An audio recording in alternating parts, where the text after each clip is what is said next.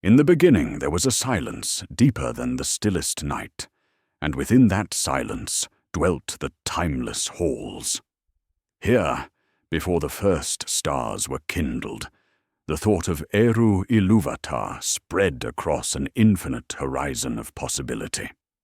Out of his thought came the Ainur, mighty spirits of varying stature, some radiant as blazing constellations, others gentle as distant song.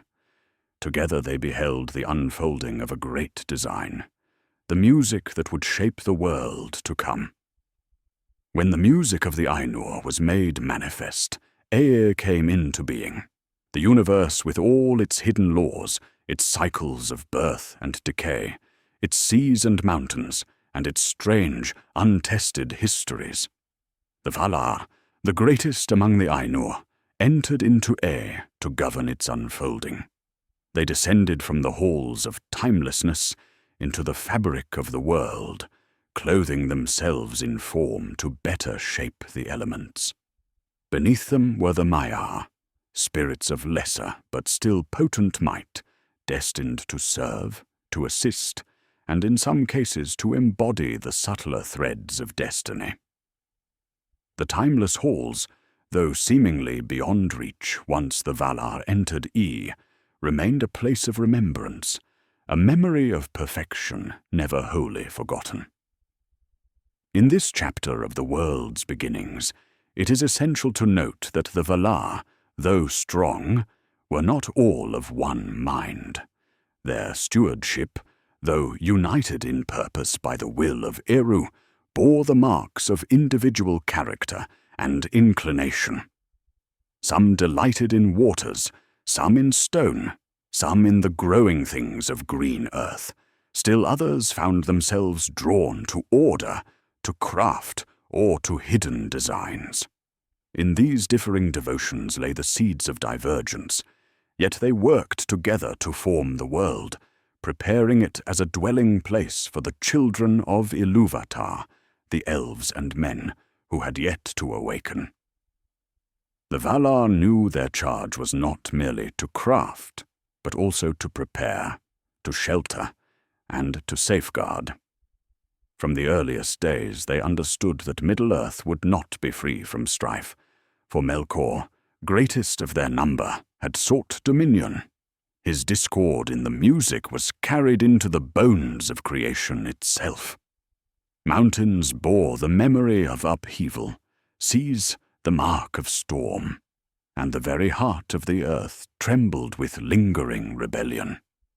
It was in this recognition that Middle-earth bore scars even before its first peoples awoke, that the first quiet discussions began concerning aid and guidance. The Valar were mighty, but they also understood distance. They were not to walk continually among elves and men, for such domination would rob them of freedom. The children must grow according to their own choices, not as puppets under divine hand. Still, the Valar foresaw trials that could overwhelm the fragile.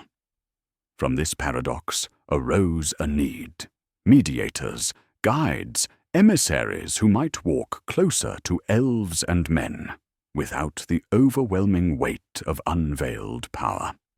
The notion of messengers was not fixed in form during those early councils. Some Valar spoke of direct interventions, appearances like lightning, swift and undeniable.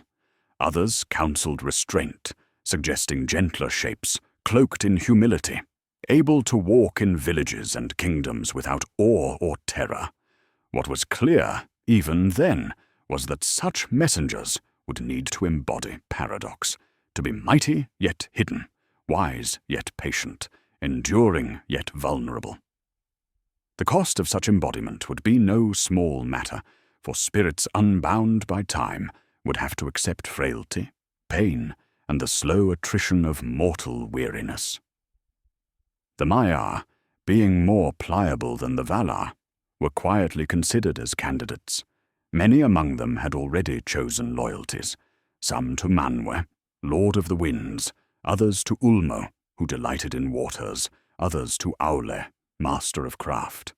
Among them were figures whose names would one day echo in legend: Olorin, Kurumo, Iwendil. But in the timeless halls and the early ages of Arda, they were known less for destiny than for service. They moved quietly, learning, assisting, embodying aspects of their lord's powers. Yet in them lay the qualities that would one day define their mission: humility, cunning, patience, and in some, ambition. It is worth pausing here to consider the weight of the Valar's dilemma. If they sent emissaries too mighty, they risked crushing the free will of the children. If too frail, they risked futility against the darkness that lingered. The music of the Ainur had already revealed that shadow could rise from within, not merely without. Thus, emissaries would themselves carry the risk of corruption.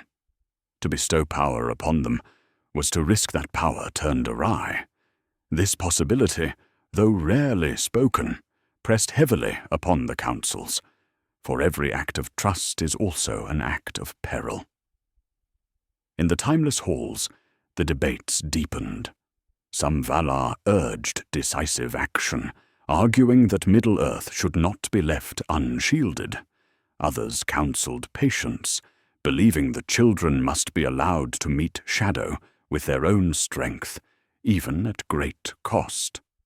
Beneath these arguments lay unspoken truths, a fear of repeating past errors, and an unease about the boundaries of authority. The memory of Melkor's rebellion still haunted them, a reminder that power misapplied could bring ruin greater than neglect. Thus, the earliest concept of the Istari emerged, though not yet by that name. They were envisioned as bridges, linking divine intention and mortal choice, walking the narrow path between intervention and restraint. To conceive them was one thing, to send them would be another, requiring sacrifice and binding oaths. Yet in the silence of those halls, the thought crystallized that such messengers would indeed be necessary. And so, the seeds of a great design were planted. No one yet knew which Maiar would accept the burden, nor how they would be chosen, nor what shape their journeys might take. What was clear was the necessity. The children would not be abandoned, yet neither would they be overmastered. The emissaries would stand between, bearing both blessing and burden. The chapter closes as we leave the Valar in their debate. In hushed voices they weighed possibilities, naming no names, binding no oaths, yet already glimpsing futures shaped by the choices of a few. In that moment, the question remained open. Would the Valar act boldly, or would they hesitate, risking both overreach and neglect? To find the answer, we must pass into the councils themselves, where dissent and conviction would collide, and where the mandate of the emissaries would be forged. The debates of the Valar, first tentative in tone, soon gathered the gravity of necessity. In the timeless halls, where silence bore the weight of eternity, the question sharpened. If they would not walk openly among elves and men, then who should bear their message? The answer emerged slowly, through deliberation, hesitation, and at last a decree. Messengers must be chosen, spirits of the Maiar, embodied in mortal likeness, yet guided by wisdom beyond the reach of ordinary kindreds. This mandate was no mere matter of convenience. It was the recognition of a profound paradox. Middle-earth required guidance, yet that guidance could not strip away freedom. Thus, the emissaries would walk in humility. They would arrive not as kings or conquerors, but as wanderers, teachers, and counselors. Their strength would be hidden, their authority veiled. In this, the decree bore both foresight and cost, for to limit such beings was to ask them to suffer the frailties of flesh, without ever forgetting the strength of spirit still restrained within. The Valar, mindful of the ruin left by Melkor's rebellion, knew well the dangers of unbridled might. Their mandate therefore included strictures. The emissaries would not command armies, nor would they seek thrones. They would not reveal the full measure of their origin, for such revelation might lead mortals to worship or fear. Instead, they would nurture endurance, kindle hope, and offer counsel, always pointing away from themselves toward the freedom of choice. These restrictions were framed not as punishment, but as protection for both the messengers and those they would serve. Yet the costs were considerable. To accept incarnation meant vulnerability. No longer would the emissaries exist as unwearied flame or unshaken spirit. They would know hunger, weariness, and pain. They would feel the slow erosion of time, the creeping ache of age, and the loneliness of concealment. Their memory of the timeless halls would remain, but dimly, as though seen through fog. Even their powers, once radiant and unmeasured, would be veiled, accessible only in restrained measure. In this sacrifice lay the heart of the mandate. Guidance could only be authentic if born through limitation. The Valar turned their gaze among the Maiar, weighing character as much as strength. Aula's servant, Kurumo, possessed deep craft and knowledge of order, a mind sharpened for structure and strategy. Manwë's quiet follower, Olorin, was known for humility, for walking unseen among elves and inspiring courage in faint hearts. Yavanna suggested Iwendil, gentle lover of wild things, whose delight was in growing things and the voices of birds. Each had strengths, yet each carried shadows, for no spirit was without weakness. In these deliberations lay both wisdom and risk, for to choose was to commit the fates of many to the temperaments of a few. It is told that some Maiar hesitated. To accept such a mission was not a command, but a calling, and not all were eager to surrender their native might. Some feared the dimming of their memory, the narrowing of their perception, the long loneliness of exile. Others, though willing, carried ambition, seeing in the role an opportunity for hidden authority. These hesitations were not spoken openly, yet they lingered beneath the surface, like cracks within a flawless stone. The Valar perceived them, though they did not fully foresee how deeply such dispositions would shape later history. The rules of the mandate were set with precision. The emissaries would be 5 in number, each chosen to embody different aspects of guidance.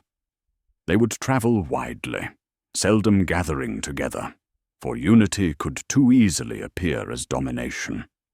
They would wear forms of age, so that mortals might look upon them with respect but not fear, and so that they themselves might learn patience. They would speak with authority, yet always allow choice. Should they falter, they would not be recalled easily, for incarnation meant binding. The oath they swore was weighty, woven not merely in words, but in the very fabric of their being. The Valar themselves felt the weight of what they asked.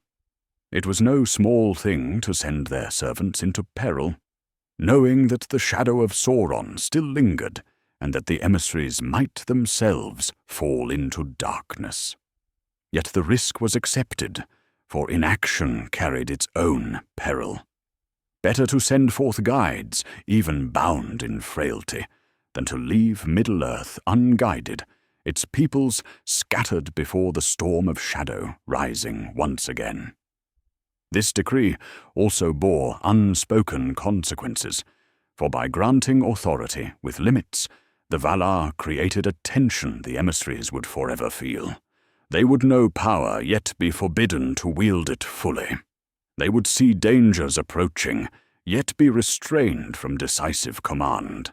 Their victories would be fragile, their failures costly.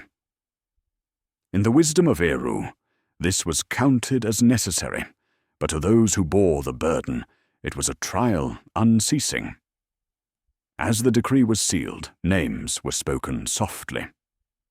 Kurumo, chosen for his mastery of craft and knowledge of order, would later be known as Saruman. Olorin, reluctant yet persuaded, would be named Gandalf, the Grey Pilgrim. Iwendil, gentle of heart, would become Radagast. 2 others were chosen, their names little remembered in the West, destined for journeys into the East, where few could follow. 5 were appointed, yet only 3 would be known in tales that endured. Thus, the mandate of emissaries was established.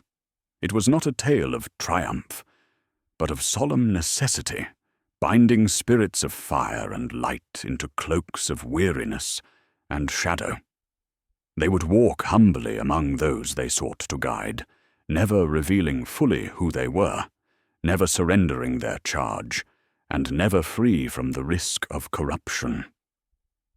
Their path was a paradox: to lead without ruling, to fight without conquering, to serve without expectation of gratitude. As the Valar withdrew from their councils, the decree hung heavy, for it marked both trust and farewell. The emissaries would leave the timeless halls, bound into new forms, stepping into the mists of Middle-earth. Already questions stirred. How would these guides be received? Would their counsel be heeded? Could such fragile vessels endure the long contest with shadow? These questions linger, and as the emissaries prepare for their descent, the story turns toward their first movement into the mortal realms. It is there that the cost of incarnation will first be revealed, and where the paradox of power and restraint will begin its long unfolding. The decree was spoken, and the paths of the emissaries could no longer remain within the quiet of the timeless halls.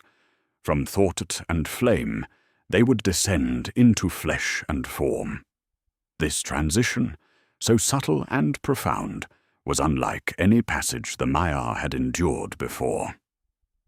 For incarnation is not merely the shaping of a body, but the narrowing of spirit into time, into space, into limitation. It was as if great rivers of light were suddenly channeled into earthen vessels, bright still, but constrained. The journey began in silence, for such crossings are not marked by trumpet or procession. Instead, the chosen spirits, once radiant in their native freedom, felt the slow weaving of matter around their essence. They perceived the mortal shell as a cloak, both strange and heavy. Breath entered where no breath was needed before. Weight pressed upon limbs that had never known resistance. Vision dimmed, sound dulled, thought slowed. The infinite sharpened into the finite, and in that sharpening lay both clarity and loss. Olorin, who would be Gandalf, felt the change most keenly. His spirit, accustomed to moving unseen among elves, and stirring, quiet courage, now found itself housed in frailty. Age marked his brow even at the beginning, for the Valar had willed that the emissaries appear not as youthful conquerors, but as venerable guides. To him, the burden was less of power lost than of humility deepened. He knew the road ahead would be long, and the form he bore would feel weariness as surely as any mortal. Kurumo, later Saruman, embraced incarnation with pride concealed beneath solemnity. To him, the mortal form was a challenge to be mastered, a tool to discipline into strength. Yet already in this acceptance lay danger, for he viewed limitation not as gift, but as puzzle, barrier to overcome. Such seeds, though faint at first, would find fertile soil in years to come. Wendil, destined to be Radagast, rejoiced in the mortal shell, marvelling at the nearness it gave him to the wild and the fragile. To walk with fur and feather, to feel the earth beneath feet rather than drift above it, seemed a blessing. Yet his delight, though pure, risked becoming entanglement. The very closeness he cherished might draw him away from the wider purposes of his mission. The two others, nameless in most tales, carried with them their own secrets, chosen for journeys into the east, beyond the sight of chroniclers. Their incarnations were perhaps the most perilous, for to take on mortal form and vanish into lands already steeped in shadow was to risk being consumed by the very darkness they were sent to oppose. Their fates remain shrouded, yet hints linger that they did not wholly succeed. The mechanics of incarnation were not uniform. Each emissary bore the same binding rules, restraint of power, veiling of glory, but the mortal shells adapted differently. Their innate spirits shone through in subtle ways. Gandalf's presence stirred warmth in hearts, Saruman's voice bent wills, Radagast's nearness calmed beasts and birds. Yet these gifts came with cost. For every echo of Maya light that seeped through, there was also the creeping danger of overreach, of leaning too heavily on what remained of their native might. The laws of Ea itself imposed boundaries. Spirit clothed in matter could not ignore the slow erosion of years. Though the emissaries were not mortal in the strictest sense, their forms aged, their strength waxed and waned, their bodies bore scars and strain. They could be wounded, even slain, though not destroyed utterly. Their spirits, once disembodied flame, now carried the vulnerability of incarnation, and in that weakness lay the possibility of temptation. Memory, too, was dimmed. The timeless halls remained in thought, but only faintly, as if recalled from great distance. Their connection to the Valar was muted, not absent but softened, so that they might stand more fully within the world they came to serve. This forgetting was intentional. To remember too vividly would estrange them from those they guided. To forget entirely would sever their purpose. Thus, they walked a middle path, half bound to eternity, half sworn to time. Their first steps across the threshold into Middle-earth were not without shadow. Even before they reached its shores, they felt the lingering malice of Sauron. Though his form was diminished, his will yet reached into the fabric of the world. He sensed the coming of new powers, though he could not yet name them. The emissaries felt his gaze, subtle and piercing, like a chill wind across their journey. It was a reminder that they would not arrive unopposed, and that their very presence would provoke resistance. The sea crossing, though cloaked in mystery, was more than physical. It marked the severing of their last direct tether to Valinor. Each step eastward was a step deeper into exile, into the long night of contest. They knew they would not return until their task was done, or until they failed. The weight of that knowledge pressed heavily upon them. On the western shores of Middle-earth they landed, quiet and unheralded. No fanfare greeted them, no banners flew. They came as wanderers, cloaked and staff-borne, blending into the mortal realm they were destined to guide. The choice of such a humble entrance was deliberate. To arrive in splendor might have swayed nations through awe, but awe could as swiftly enslave as inspire. The path of the emissaries was to earn trust, not demand it. The first days on Middle-earth were filled with strangeness. The air was heavier, the senses sharper, the body wearier. Food was no longer mere pleasure but necessity. Rest was no longer momentary, but required. The emissaries found themselves bound to rhythms they had once transcended. The rising and setting of the sun, the cold of night, the ache of travel, all these became their constant companions. In learning to endure them, they drew nearer to those they came to serve. Yet beneath this humility stirred unease. Each emissary felt the tug of paradox. They carried vast power within, yet must wield it sparingly. They saw needs great and urgent, yet must answer with patience and counsel. Already this tension gnawed, and already it hinted at the fractures that time would widen. Thus began their long sojourn. With staffs in hand and cloaks upon their shoulders, the emissaries set forth into the mortal realms. They came as guides, yet uncertain of the paths ahead. They came as teachers, yet bound to silence when words might have sufficed. They came as protectors, yet forbidden to rule.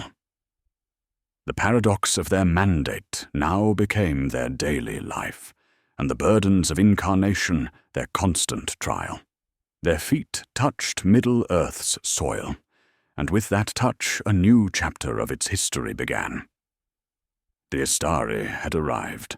When the emissaries first set foot upon Middle-earth, they entered not a blank canvas, but a world already rich with history, divided by memory, and alive with unseen forces.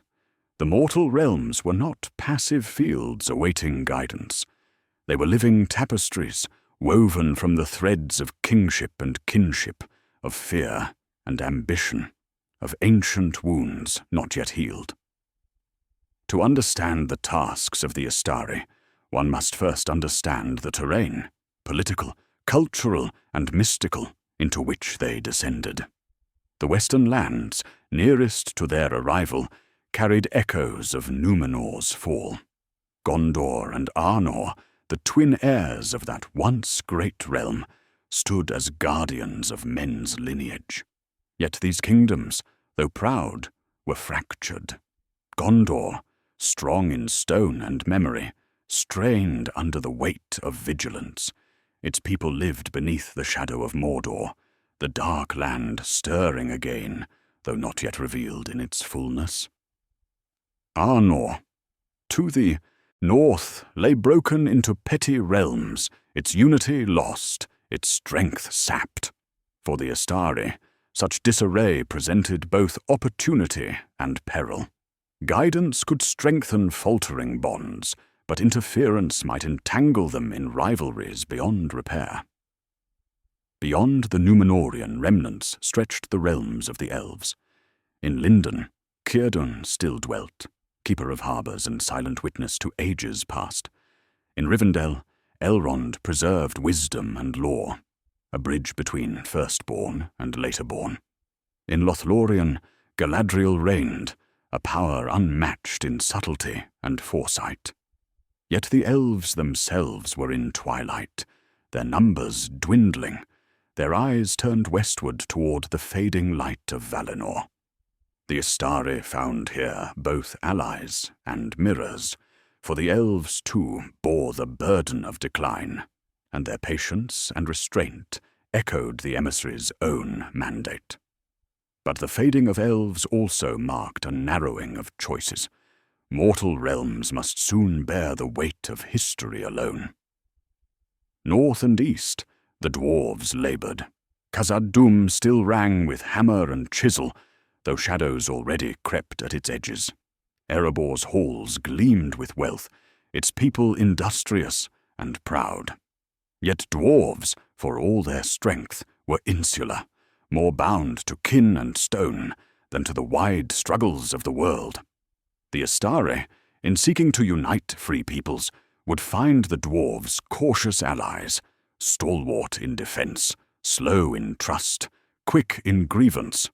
The wide lands beyond these known centres were no less important. Rohan did not yet stand as the Horse Lord's realm, but its fields were trodden by scattered tribes. The east and south, vast and half unknown, harboured men whose allegiances leaned toward darkness, whether through coercion or tradition.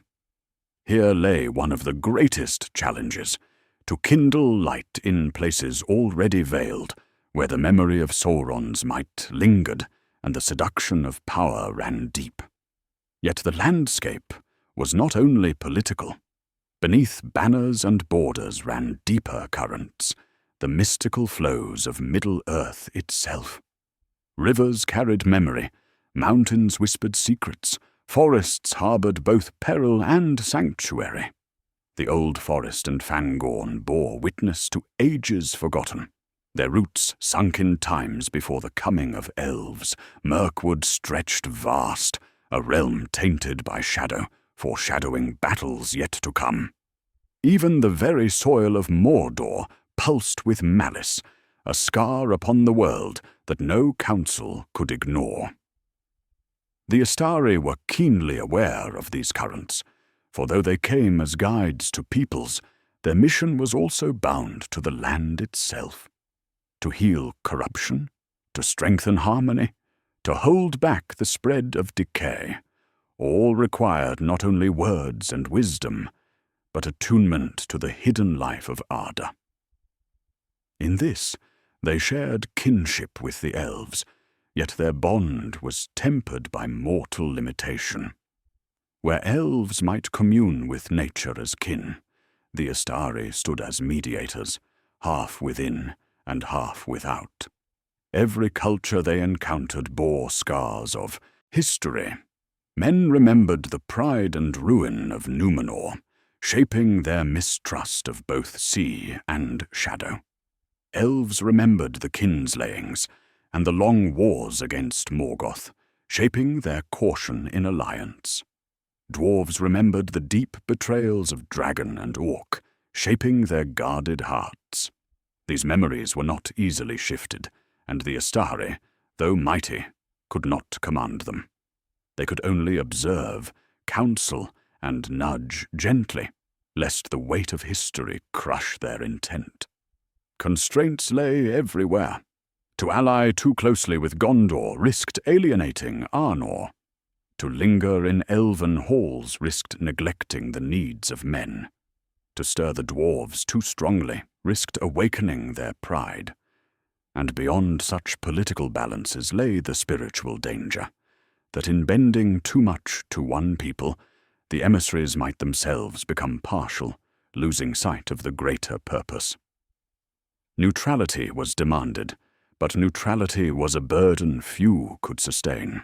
Amid these landscapes lurked malevolent forces. Sauron, though diminished, stretched tendrils into the east and south, binding tribes through fear and promise. His servants whispered in dark corners, sowing distrust. Orcs multiplied in hidden valleys. Trolls prowled the mountains. Spiders nested in shadowed forests. Ancient remnants of Ungoliant's brood. The Istari entered a realm not only divided but haunted, where every act of guidance would face opposition, both overt and unseen. It is no surprise, then, that their first years were years of watching rather than doing. They walked among mortals in silence, listening, learning.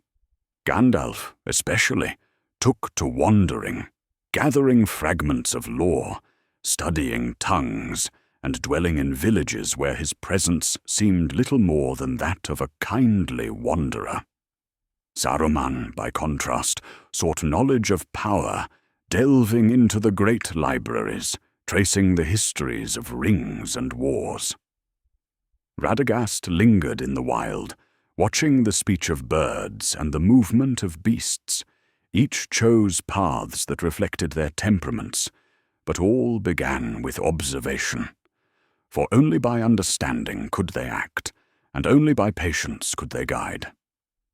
The Valar had warned them. To move hastily was to fail. The emissaries felt the weight of this charge keenly. They knew that Middle-earth's peoples must be prepared, not ruled, persuaded, not compelled. And so they waited, eyes open to landscapes of both stone and spirit, ears attuned to voices of both king and shepherd. The chapter of observation was not idle. Seeds were planted, though subtly. A word here, a gesture there, a presence at the right time. These began to weave quiet influence. The Istari became known not as masters, but as travelers, figures of rumor, strange and sometimes unsettling, yet never wholly ignored. They left impressions that would linger, preparing the ground for greater deeds yet to come. Thus the landscapes of influence unfolded before them, kingdoms fractured yet proud, elves fading yet wise, dwarves strong yet secretive, wild lands restless with shadow, and beneath all, the pulsing life of ardor itself. Into this web of histories and hopes the emissaries stepped carefully, knowing that each misstep could unravel more than they could mend. The Istari, for now, chose to watch. The time to shape would come.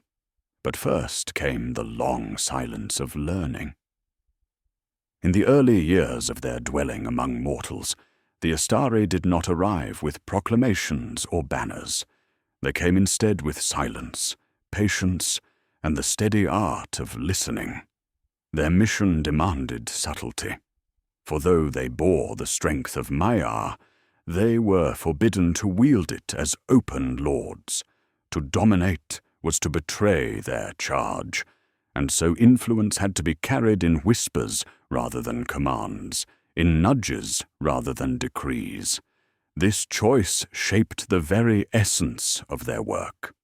A king might summon them to council, but they would not decide in his stead. A village might ask for deliverance, but they would guide hands to build rather than strike with fire themselves. Their greatest acts were often unseen, their counsel buried within the decisions of others. This was their paradox, to bear great power, yet to deny themselves its direct expression. Gandalf walked most widely in this mode of mentorship. He lingered among chieftains of the north, not to rule, but to remind them of their past unity. He stayed in the houses of the humble, speaking stories by firelight, leaving behind sparks of hope that endured long after he departed. He placed himself where memory was fading, where despair might have taken root, and by his quiet presence renewed the will to endure. Radagast chose a different silence. He moved less among the affairs of men, preferring the company of beasts and the lore of the green world. Yet even here his guidance held weight.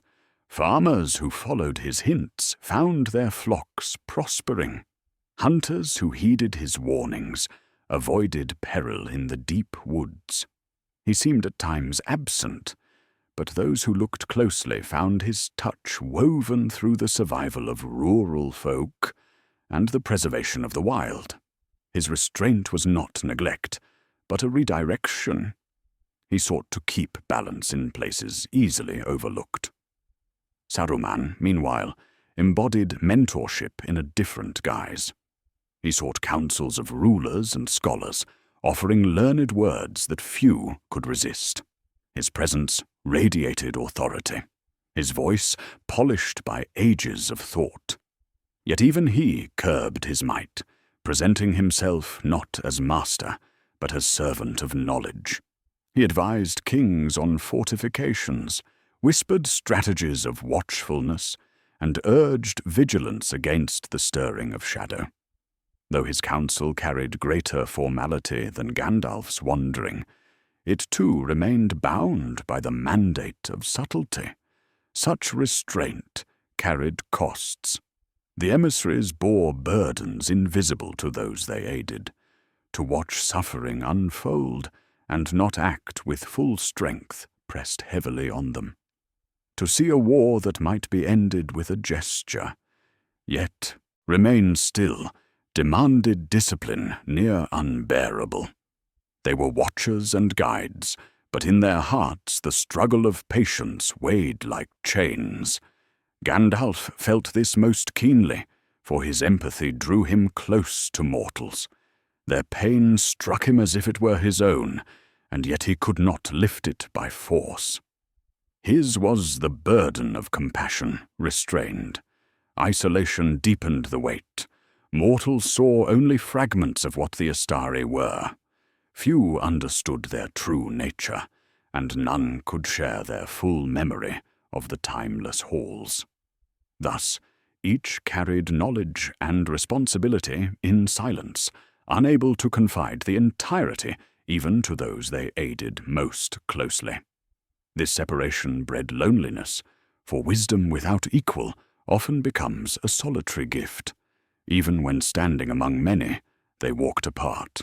Differences among them began to show. Gandalf embraced wandering and empathy. Saruman leaned toward authority and order, and Radagast inclined toward retreat and communion with the natural world. Though not yet in open conflict, these divergences hinted at paths that would one day clash. In moments of counsel together, subtle tensions surfaced, disagreements over method, over patience, over which people deserved focus. Such debates remained courteous, yet beneath courtesy lay foreshadowed fracture. This divergence revealed itself also in their bearing among mortals. Gandalf's words often took the form of questions, drawing out the strength already present in others. Saruman's words came as polished answers, building reliance upon his certainty. Radagast's influence appeared indirect, his wisdom scattered like seeds across fields and streams. Each bore sincerity, but sincerity shaped by different temperaments and priorities. In these quiet differences, the seeds of later conflict were sown. The act of hidden mentorship placed strain upon their spirits. For Maiar, used to direct expression of power, self-restraint was no easy task. Every gesture of holding back echoed like a weight. Every choice of silence, rather than command, eroded patience. They felt time differently than mortals, yet incarnation bound them to the slow passage of days. The work of centuries lay ahead, and already the weariness of hidden labor pressed upon them. Yet even in weariness, they endured. Their unseen efforts bore fruit in ways not always measured.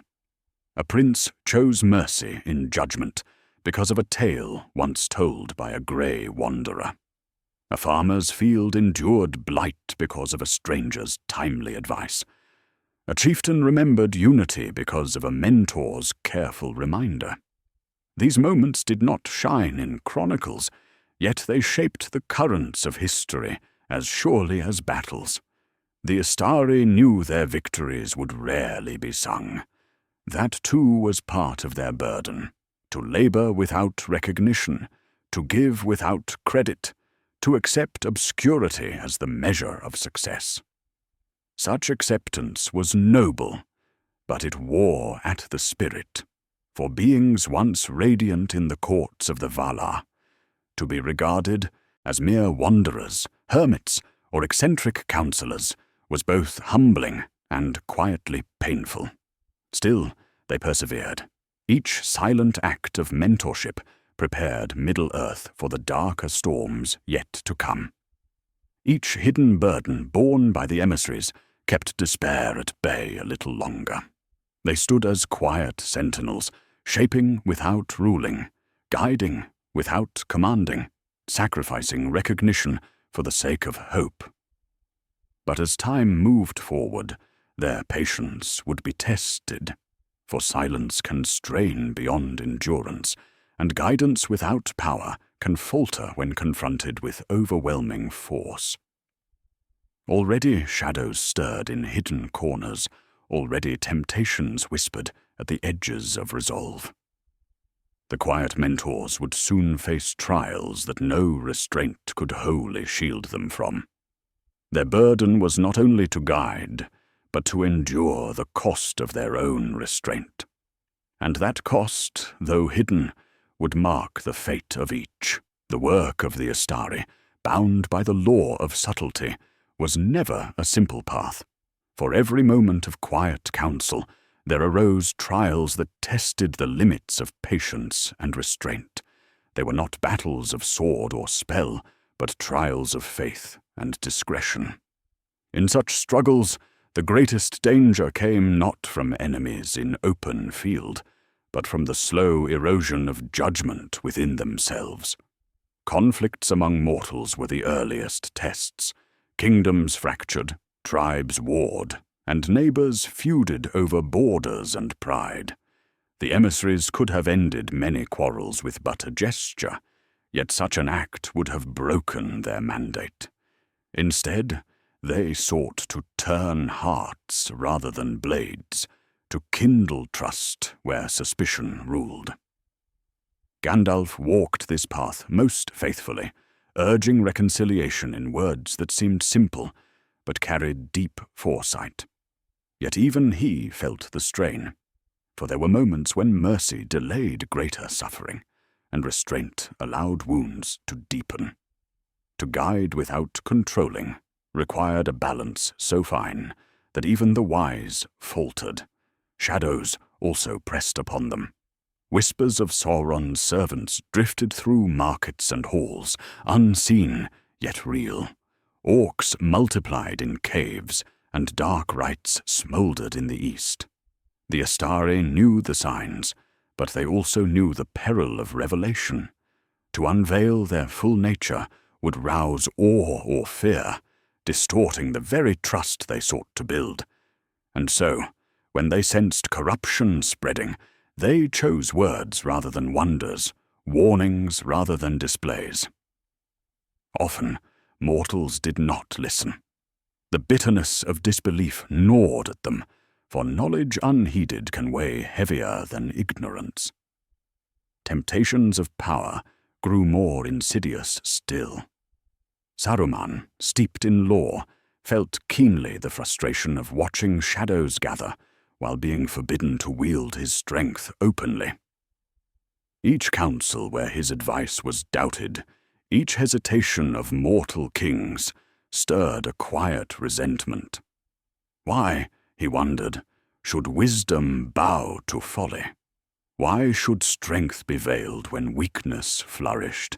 His faith in the mandate began to waver, though he cloaked doubt in the language of duty. Gandalf, perceiving such dangers, answered not with argument, but with deeper patience, trusting that endurance itself was the truest form of strength. The cost of discretion was often borne in silence.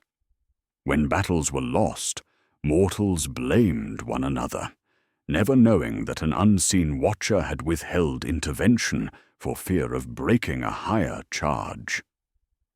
When famine struck, the emissaries guided planting and storage, yet could not conjure food from air without betraying their limits. Such burdens left them weary, for they carried responsibility without acknowledgment and guilt without release. Even when they acted rightly, the question lingered: could more have been done? Radagast's trial was different. In the solitude of forest and field, he wrestled with doubt, not about power, but about relevance. His heart bent toward creatures and growing things, yet he wondered whether this labor met the full measure of his charge. While Gandalf carried tales into halls of kings, Radagast listened to the speech of sparrows. While Saruman studied rings and fortresses, Radagast wandered meadows.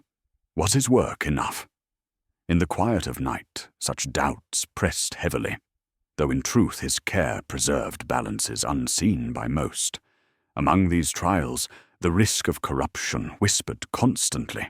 The emissaries, clothed in mortal form, felt mortal weaknesses.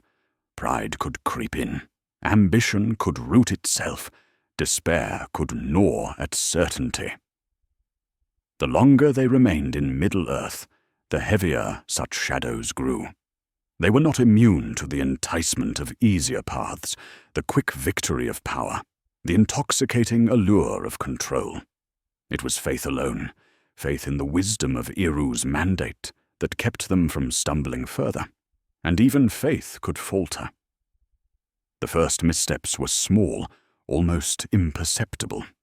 Saruman pressed too firmly in certain councils, urging paths that bore the mark of his own will more than the Valar's. Gandalf, in moments of deep compassion, risked revealing more of his true strength than was safe. Radagast, in his retreat, sometimes neglected the affairs of men altogether. None of these failures shattered the mission, yet each left ripples that carried forward.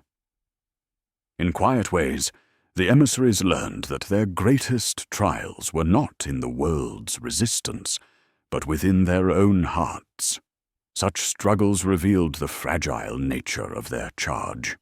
To guide without ruling, to speak without commanding, to guard without conquering. These were tasks fraught with peril. For mortals, error might pass unnoticed. For the Istari, error could tip the balance of ages. Their trials were thus not tests of skill, but of spirit. Could they remain faithful to restraint, even when all within them cried out for action? In this crucible of patience, Gandalf emerged as the truest exemplar of discretion. He bore rebuke without resentment, endured slowness without despair, and trusted that the smallest sparks of hope might one day blaze into fire. Saruman, though still loyal, strained under the weight of delayed triumph. He longed for certainty, for victory clear and swift. Radagast's faith wavered in quiet ways, his retreat into nature both balm and evasion. Already the paths of the three bent in different directions, though none yet saw where they would lead. Thus the trials of faith and discretion carved lines into their spirits. Each choice, each silence, each withheld act deepened the burden of their role. Their patience preserved freedom, but at the cost of peace within themselves. Their restraint protected trust, but left scars of doubt and loneliness. The world they served rarely saw these struggles, yet these hidden battles shaped destiny as surely as swords and crowns. And as shadows gathered, the limits of discretion would soon meet the pull of politics. Mortal kings would seek counsel, not only for wisdom, but for advantage. Alliances and rivalries would draw the emissaries into webs they had sought to avoid. Their trials of spirit would give way to trials of allegiance, where patience alone might no longer suffice. The Istari, having walked the lands of men and the fading realms of elves, soon discovered that influence required more than counsel. It required understanding the fragile and shifting alliances that bound kingdoms, clans, and councils together. To guide wisely, they had to see not only the immediate needs of leaders, but the hidden threads of loyalty, ambition, and history that shaped every decision. Every word spoken in a hall or whispered behind a curtain carried weight, yet each intervention risked misinterpretation. Gandalf, cautious by nature, observed first. He moved quietly among the northern lords, learning names, histories, and grievances. He watched the councils of Gondor, noting the delicate dance between steward and vassals, the unspoken tensions that threatened stability. In Arnor, he traced old allegiances, understanding that past rivalries could reignite unless carefully mitigated. Gandalf's approach was subtle: questions, suggestions, stories. He drew attention to overlooked possibilities, prompted reflection, and left no trace of coercion. Yet even his patience risked frustration, for time pressed against mortality, and men's choices often ran contrary to wisdom. Saruman's approach differed sharply. He sought the chambers of power deliberately, analyzing weaknesses and potential allies. His counsel, though well-formed, carried the polish of authority. Rulers often found themselves persuaded more by his presence than by his arguments. He built networks quietly, gathering scholars, archivists, and lesser rulers into an intellectual circle attuned to his vision. Where Gandalf worked indirectly, Saruman's influence was structural, shaping perception even before action. And with structure came temptation. The more he built, the easier it became to imagine what might be achieved if restraints were lifted. Radagast remained apart from courts, yet he too touched politics indirectly. His knowledge of the wilds allowed him to anticipate movements, floods, pestilence, migrations that affected supply and settlement. Traders, scouts, and rural leaders often interpreted his warnings as simple foresight or intuition, unaware of the subtle web he spun across lands and seasons. While he avoided counsels, his guidance shaped outcomes nonetheless, quietly aligning resources and mitigating dangers before they escalated. Entanglement, however, was unavoidable. Even when counsel was given in restraint, rulers interpreted words according to their own ambitions. A suggestion from Gandalf might be taken as directive, a warning from Saruman as decree. Mortals, ever desirous of clarity, sought leadership beyond what the emissaries could grant. This mismatch of perception carried risk. Too little guidance could result in disaster. Too much could corrupt trust. The Istari navigated a narrow path between influence and imposition, aware that misstep could compromise both the mission and their moral authority. Alliances formed quietly. Gandalf nurtured bonds with resilient leaders, those whose judgment might endure beyond crises. Saruman gathered adherents who valued knowledge and authority, cultivating a cadre attuned to his strategies. Radagast connected with those who moved between human and natural realms, ensuring information and insight traveled where it might prevent harm. Yet these alliances bore costs. Each connection subtly drew the emissaries into human affairs, increasing both their exposure and the risk of unintended consequences. The shadow of temptation grew with every interaction. Saruman, in particular, felt the lure of efficiency and certainty. He witnessed suffering that could be alleviated by force, saw indecision that might be corrected by command, and felt the weight of knowledge unheeded. Slowly, he imagined what might be accomplished if he were unrestrained. Gandalf, perceiving the subtle shift, chose patience and vigilance, reminding himself that strength without restraint could undo even the wisest intention. Radagast, meanwhile, struggled with doubts about relevance, questioning whether influence from afar could ever suffice against looming threats. Cultural adaptation proved equally complex. The Istari needed to navigate not only human ambition, but elvish caution and dwarvish pride. Each people had its own customs, laws, and expectations. Misreading a gesture or word could have consequences, from broken alliances to misdirected suspicion. Gandalf's careful observation of etiquette allowed him to build credibility. Saruman's scholarly presentation garnered deference, and Radagast's patient listening engendered trust among natural and rural communities. Each acted within the mandate, yet each bore the weight of knowing that one misstep might ripple through decades. The earliest outcomes of their work were subtle, yet telling. Minor conflicts were averted, rivalries tempered, and resources conserved through timely counsel. Yet successes carried the hidden cost of responsibility. When an alliance held, the emissaries felt the burden of unseen pressure. When it faltered, they bore the moral weight of what might have been avoided. Shadow, even faint, exploited every hesitation. Orcs and cultists, long dormant in hidden regions, began to stir in ways barely perceptible, foreshadowing later crises.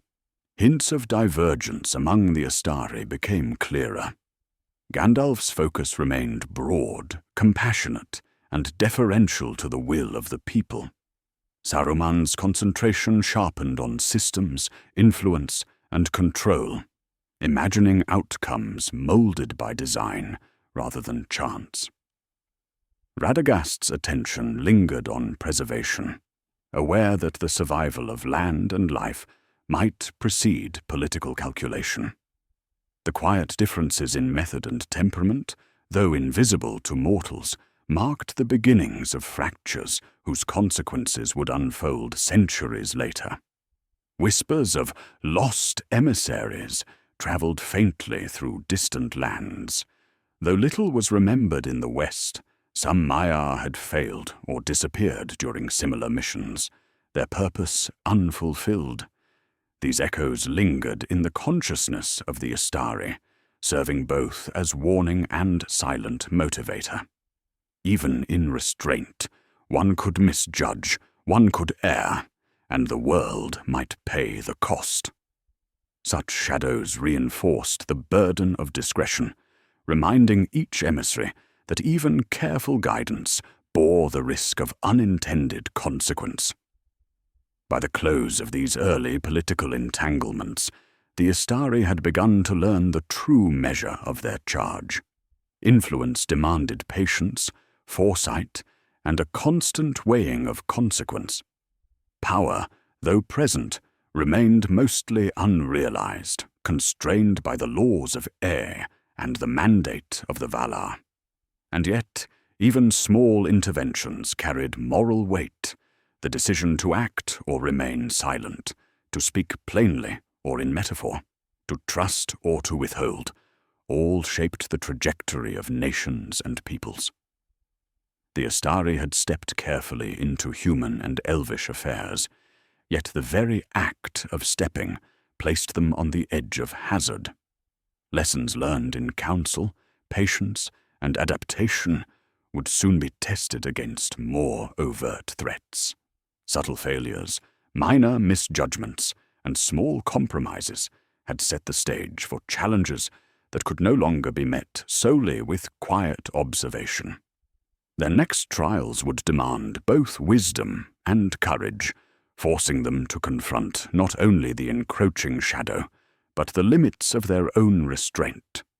Thus, the emissaries moved deeper into the web of mortal politics, aware that each word, each gesture, each carefully weighed suggestion carried consequences beyond immediate perception. The seeds of future triumph and future conflict were sown quietly, in whispered councils and unrecorded meetings, setting the stage for both the shadowed failures and luminous guidance that history would remember. Even the wisest among the Istari discovered that guidance carried risk.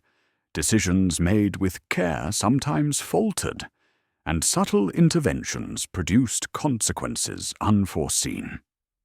The world of Middle-earth, alive and intricate, responded to counsel in ways that exceeded the grasp of any single observer, mortal or divine. Even emissaries of Valinor, bound by wisdom and patience, could not fully control the outcomes of their influence. Small errors in judgment rippled outward. A suggestion to a northern lord, intended to encourage unity, provoked jealousy among neighboring rulers, resulting in disputes that festered for decades. A warning whispered to a council of elves, meant to avert a hasty expedition, was misinterpreted as suspicion, creating a rift that would leave lingering distrust. Gandalf observed these consequences with a quiet sorrow. Each misjudgment weighed upon him, a reminder that even subtlety could not replace foresight in a world already brimming with shadow. Saruman, by contrast, viewed such failures differently. Where Gandalf felt regret, Saruman measured opportunity.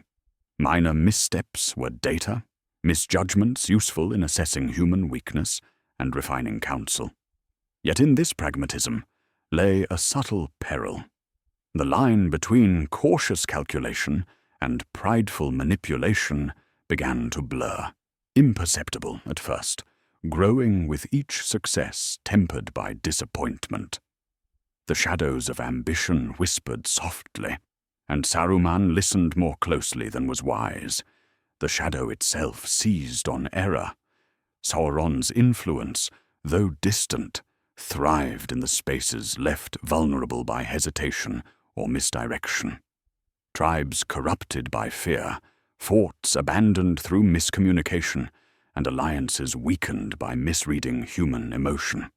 All these became footholds for malevolent influence. The emissaries realized that restraint, their primary tool, could sometimes leave the door open to the very forces they sought to counter. Each choice, to act or to withhold, carried unseen cost. Even Radagast, whose concern lay more with creatures and nature, encountered consequences unforeseen. A forest fire, delayed in warning a distant settlement, resulted in the loss of both livestock and shelter.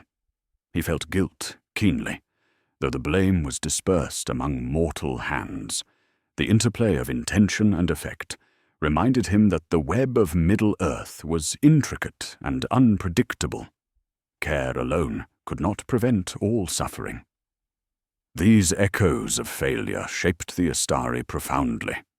Gandalf's resolve deepened, teaching him patience and the necessity of measured intervention. He learned that influence must be coupled with trust in those guided, and that overreach, however well-intentioned, could fracture relationships more thoroughly than inaction. Saruman, conversely, began to weigh the allure of efficiency against restraint, imagining that outcomes could be engineered with sufficient skill. Radagast internalized the subtle lesson that even benevolent action, if isolated from context, could magnify harm rather than prevent it. The mechanism of consequence often appeared as chain reaction. A single misinterpreted gesture could cascade through kingdoms, producing distrust, misalignment of resources, or unintended confrontation. Mortals, unaware of the invisible guidance shaping events, bore the immediate brunt of such errors. The emissaries, in turn, carried the spiritual weight of these unintended results, feeling guilt and responsibility as a burden impossible to quantify. Regret emerged as a constant companion. Gandalf felt it in quiet moments, as he wandered among villages or watched the rising sun over mountains. Saruman acknowledged it in principle, yet measured it against opportunity, subtly reshaping his approach to embrace control rather than humility. Radagast experienced it in the hush of forests, hearing the echo of what might have been avoided. In every case, the Istari recognized the limitations of wisdom in the mutable, living world of mortals. Trust, too, proved fragile. Missteps, even minor, eroded confidence among those they guided. A council might hesitate to follow advice, a lord might second-guess a warning, or an elf might withdraw from collaboration. The emissaries found themselves navigating not only the consequences of error, but the human response to perceived unreliability. Even when intentions were pure, perception shaped reality, and perception often diverged from truth. Yet these failures were not merely losses, they were lessons. Gandalf learned caution and the need for layered guidance. He understood the value of timing and the importance of speaking in ways mortals could accept without coercion. Saruman learned the allure of certainty and the subtle seduction of power, lessons that would later weigh heavily on his path. Radagast learned that small, unseen interventions could carry as much weight as direct action, even if the impact was delayed or dispersed. Each emissary absorbed insight from error, though the personal cost was never negligible. The Istari also perceived forces beyond mortal comprehension at work. Some failures seemed almost orchestrated by unseen currents, subtle pressures from cosmic and spiritual forces shaping outcomes according to deeper patterns. The Valar, observing from afar, allowed these lessons to unfold, permitting error to teach endurance and restraint. Yet the emissaries were not absolved from responsibility. They carried both the mandate and its moral consequences. By the close of these early failures, the Istari recognized a profound truth. Wisdom alone could not guarantee success. Power, patience, and prudence were essential, yet insufficient in isolation. The living world of Middle-earth, its peoples, lands, and shadows, reacted in ways that could not be fully anticipated. To act rightly demanded constant vigilance, careful observation, and acceptance that even the most considered choices might produce sorrow. Thus, the chapter of Echoes left the Istari tempered and wary. Gandalf emerged more cautious, yet steadfast, understanding that guidance was measured in subtle, enduring impact rather than immediate effect. Saruman's mind sharpened with ambition, seeing opportunity in both success and error, unaware that the seeds of hubris were quietly germinating.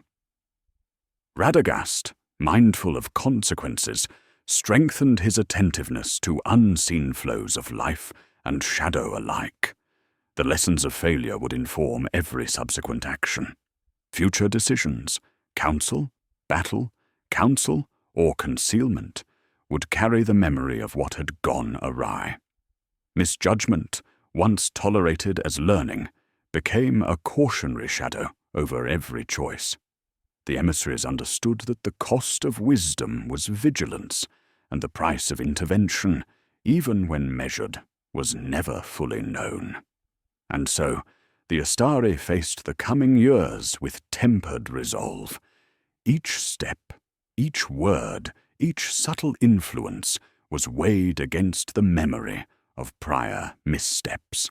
They had glimpsed the delicate balance of guidance and restraint, the thin line between subtle intervention and unintended harm. The world itself, alive with shadow and light, waited for their next choices, and the emissaries would be tested again. The Istari, having observed and counselled, soon confronted a subtler challenge than mortal disputes, the presence of malevolent forces whose influence flowed unseen. Sauron's shadow reached into lands far and wide, shaping desires, whispering doubt, and bending circumstance without revealing itself openly. The emissaries learned that direct confrontation was often impossible without breaching their mandate, and so they were forced into a delicate dance of restraint and indirect action. Gandalf's method was one of foresight and timing. He observed the flow of events, noting patterns of corruption and subtle manipulations. Rather than striking openly, he sought to redirect the currents, planting suggestions, fostering vigilance, and empowering individuals whose resilience could resist shadow's pull. These interventions were quiet, almost imperceptible, yet their impact could ripple across regions, shaping outcomes without revealing the hand that guided them. Saruman, with his scholarly mind, approached shadow as a problem of systems.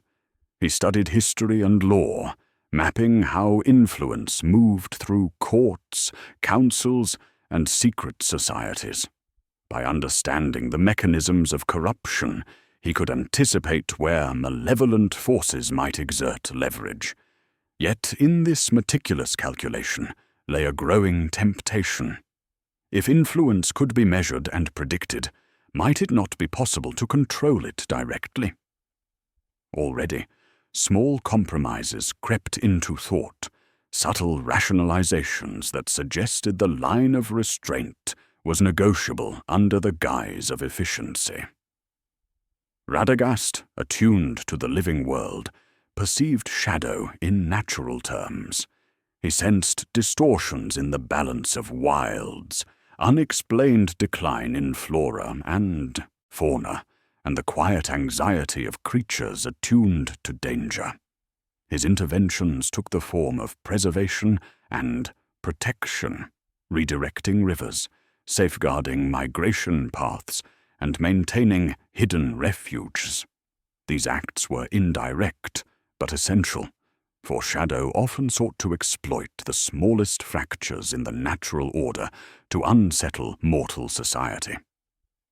Negotiating with unseen forces demanded a careful balance of patience and moral clarity.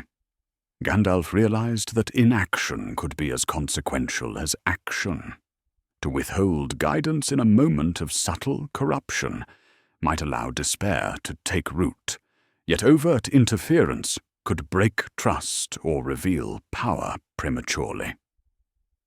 Each choice carried the cost of spiritual and ethical strain, pressing upon the Istari as both a weight and a test.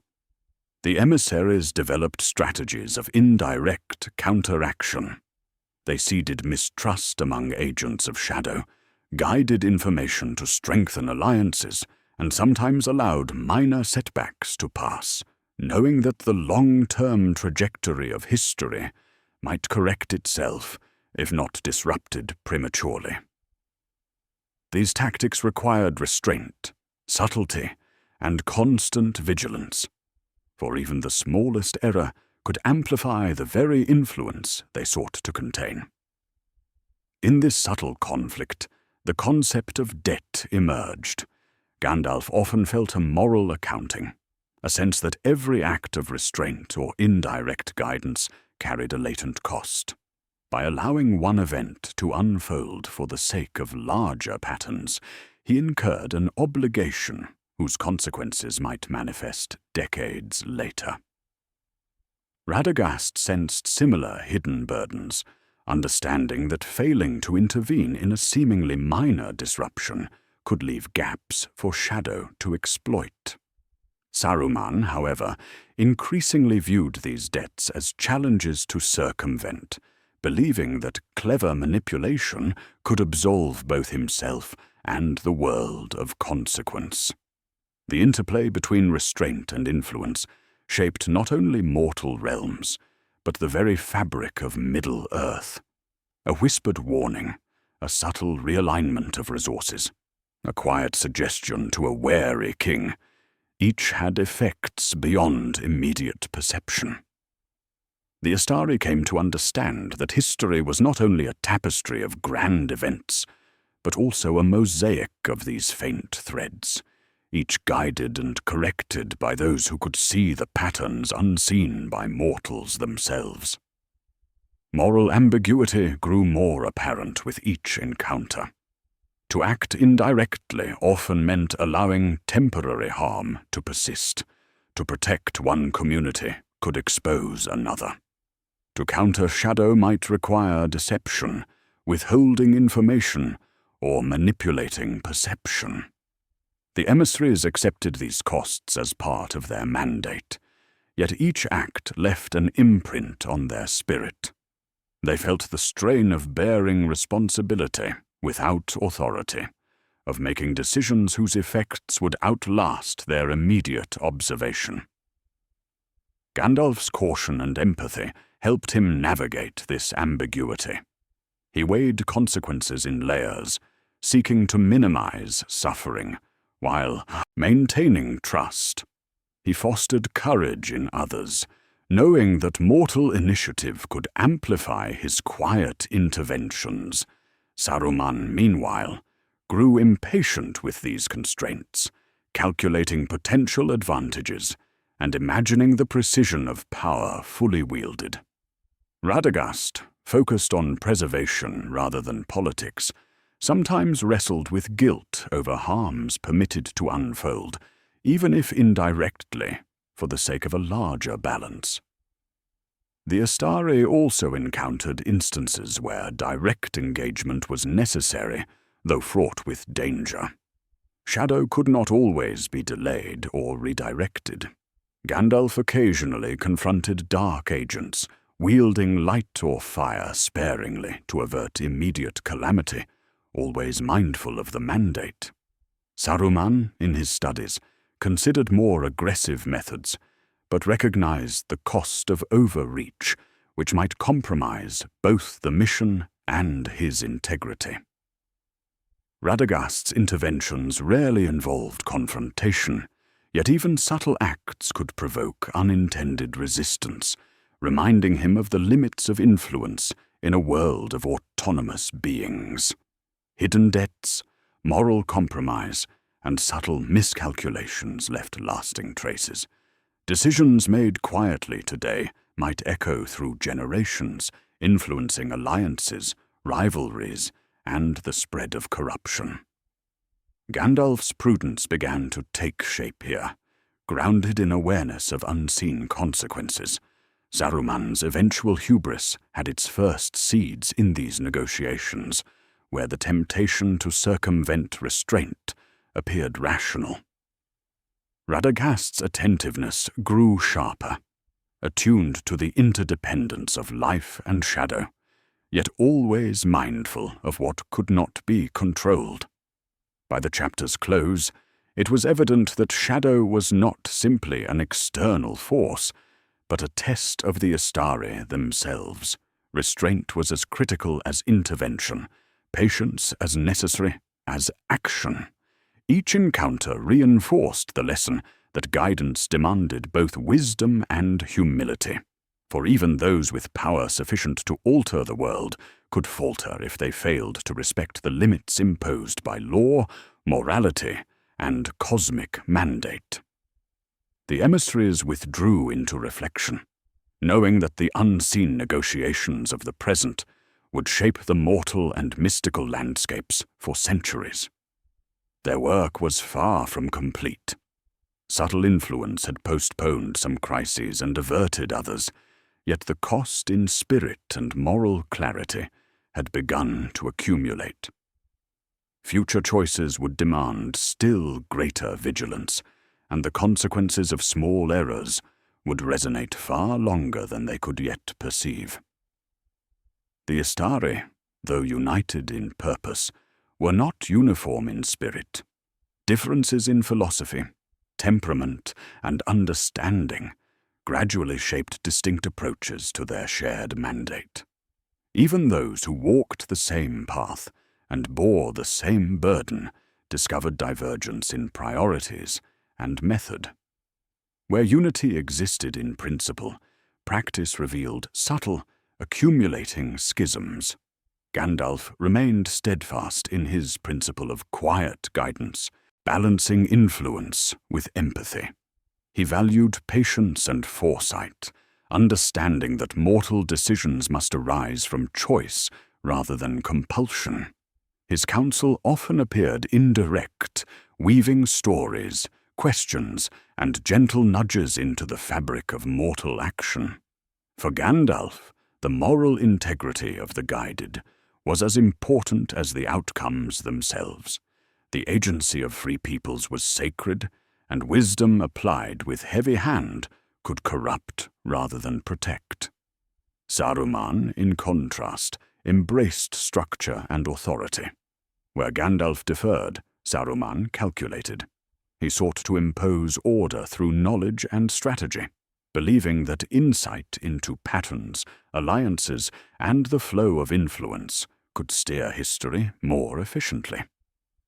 Yet efficiency carried a subtle danger, the assumption that ends justified means. Small compromises in method gradually accreted, rationalizations that widened the distance between intent and principle. Pride, though concealed, began to color judgment. Decisions that once would have been tempered by counsel now bent toward self-confidence, testing the boundaries of the mandate. Radagast, attuned to the natural world, occupied a separate domain of concern. He emphasized preservation, continuity, and balance. Mortal politics were often peripheral to him, though their outcomes affected the lands he safeguarded. His interventions were indirect, almost invisible, guiding ecological and elemental flows to prevent catastrophe. Even so, his detachment created quiet friction, as Saruman occasionally interpreted absence as neglect, while Gandalf's attentiveness highlighted the need for human engagement. The schism among the Istari emerged not as open conflict, but as layered divergence. Each emissary pursued the same end, yet the paths diverged, councils were held in private, where differences surfaced in polite debate, subtle suggestion, and measured criticism. Gandalf urged restraint and empathy. Saruman advocated assertive design. Radagast suggested preservation and patience. In these exchanges, the seeds of misunderstanding were planted, for what one viewed as careful guidance, another perceived as hesitation or inefficiency. Secret counsel and private observation deepened divergence. Saruman, in the pursuit of pattern and control, occasionally withheld information from his fellows, rationalizing that knowledge managed effectively could prevent error. Gandalf, ever mindful of moral clarity, remained transparent in counsel, but respected the autonomy of others to act as they judged. Radagast maintained distance, recording observations quietly, without imposing judgment unless necessary. This variation in disclosure created invisible fault lines, shaping the perspectives each carried into future decisions. Costs of such divergence were immediate and long-term. Misalignment among the Istari meant that mortal allies received counsel that could differ in tone, emphasis, or strategic priority. Leaders might encounter Gandalf's caution, Saruman's insistence, and Radagast's ecological concern, interpreting the variance as uncertainty or indecision. Trust, painstakingly built, could strain under inconsistent guidance. Subtle differences in approach, while individually sound, collectively introduced potential for confusion and inadvertent friction. The philosophical rift carried moral implications as well. Gandalf's ethic rested on restraint, Saruman's on efficiency, Radagast's on preservation. Each valued the mandate, yet each evaluated success through distinct lenses. Choices that seemed prudent to one could appear imprudent to another, creating tension that required careful negotiation. Even minor disagreements carried symbolic weight, reflecting the delicate balance between guidance, autonomy, and foresight.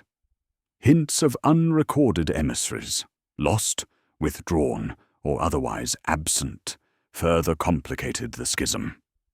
Stories of a fifth or vanished Istari circulated in whispers, remembered only faintly in remote halls or fading songs. These absences served as quiet reminders that deviation from mandate, overreach, or failure could carry consequence severe enough to remove a peer entirely from the stage of history. In this context, each Istari measured not only action and method, but survival and legacy. The practical effects on mortal allies were tangible. When Gandalf counseled patience, Saruman suggested decisive action. Where Radagast acted to safeguard lands, human leaders might prioritize immediate political gain. These differences subtly influenced outcomes, creating patterns of success and failure whose true origins were known only to the emissaries themselves. Battles, negotiations, and regional stability were affected by counsel that diverged in philosophy, though outward appearances suggested harmony. Even within seemingly successful interventions, the schism left traces. Gandalf's protégés learned caution and empathy. Saruman's adherents grew confident in the application of knowledge, and Radagast's guardians observed the rhythms of land and life with heightened awareness. The multiplicity of guidance ensured that no one approach dominated entirely, yet it also ensured that tensions would accumulate beneath the surface, unresolved until later crises tested loyalty, judgment, and integrity. Subtle missteps began to accrue. Saruman's growing confidence bordered on presumption. Gandalf's patience, though deliberate, sometimes allowed Shadow's influence to advance further than intended. Radagast's detachment occasionally left gaps in mortal awareness. Each contributed to the gradual divergence of action and philosophy among the Istari, while the mandate remained formally intact. The schism, therefore, was not rebellion, but evolution, a slow, quiet differentiation that would eventually yield both wisdom and conflict. By the close of these formative decades, the schism had set the stage for pivotal future events. Gandalf's integrity and patient counsel would shape the resilience of mortal and elvish allies alike. Saruman's pride and emerging ambition would, in time, challenge both mandate and peer. Radagast's attentiveness to the natural and hidden world would provide critical continuity, often unnoticed, yet essential to balance. Seeds were sown for alliances and betrayals, for lessons learned and mistakes repeated. The Istari had learned that even shared purpose could not guarantee shared method. Differences in temperament, philosophy, and ambition carried consequences not only for themselves, but for the mortals they guided. The weave of counsel, action, and restraint now contained subtle tensions that would resonate across decades. Each emissary bore not only responsibility for immediate influence, but also the weight of divergent philosophy, whose consequences might one day fracture trust, alter allegiance, and shape the course of history. In the quiet of twilight councils, as the Istari gathered after years of observation and counsel, the schism remained unspoken yet palpable. Each carried the memory of both guidance and restraint, the burden of responsibility, and the shadow of potential divergence. The world of Middle-earth awaited the consequences of these differences, even as the emissaries continued to shape it from behind the veil of subtlety and patience.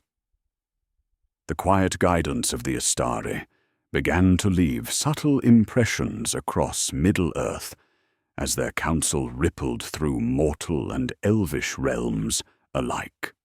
Choices made in private halls, whispered advice to kings, or gentle suggestions to counselors now took root, and the effects multiplied in ways that could neither be wholly anticipated nor fully controlled. What began as small nudges, recommendations for patience, alignment of forces, or preservation of key territories, gradually became the groundwork for emerging conflict. Gandalf, ever mindful of restraint, sought to plant wisdom rather than dictate outcomes. In Gondor, he encouraged vigilance, tempered ambition, and measured expansion. He highlighted the strength of enduring alliances and the dangers of overreach, framing moral clarity as a guiding principle for leaders.